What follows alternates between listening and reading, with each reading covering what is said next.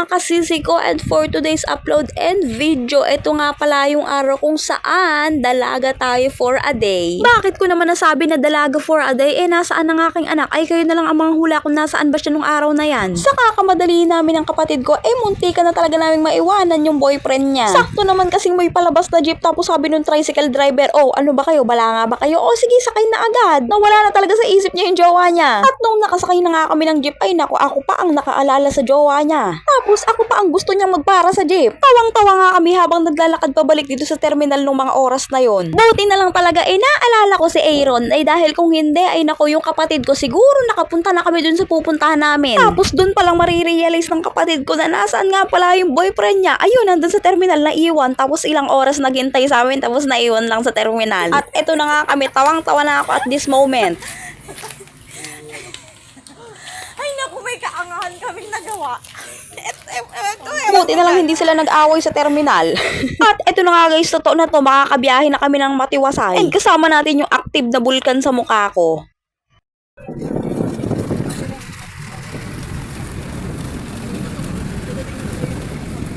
At eto na nga, after ng biyahe, lakad na naman ulit paakyat. At kung itatanong nyo nga kung aano ba kami, ay eto na nga, magsisimba talaga kami that day, kasi linggo nga yan. Baka akala nyo kasi puro kalokohan lang ang aking alam. At ayan nga ang aking kapatid na bunso, dahil siya ang pastora dito. And eto na nga, after ng simba, ayan, lakad na naman ulit pababa. For the go nga pala ako sa paglalakad yan dahil nga hindi ko kasama si Exodus. So ayan, nakakamiss naman talaga kasi maging dalaga, yung tipo sarili mo lang yung kargo mo, kaya kayo mga 30 na kayo mag-asawa. At eto na nga, for the abang na kami ng jeep, at habang naghihintay kami, nakaimbento ko ng isang salita. May wala akong barya eh. Kaya agad mo sa akin mamaya. Kapulasok ng speaker. Ito nga pala yung kapatid ko, may bulasok na speaker. Tawang-tawa naman talaga sila sa naimbento kong salita. Ito po ang tunay na bulasok na owner ng cellphone. At eto na nga, nakasakay na kami ng jeep. Bulasok na. Amoy bulasok.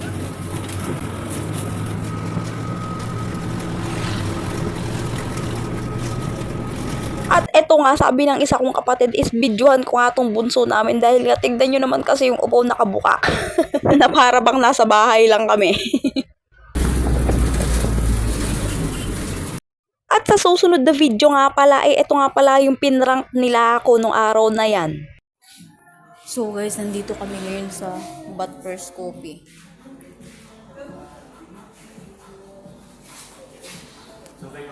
Kung akala ko sasakay kami ng tipo, jeep. Sabi ko, ba't dito ba yung tipo ng jeep?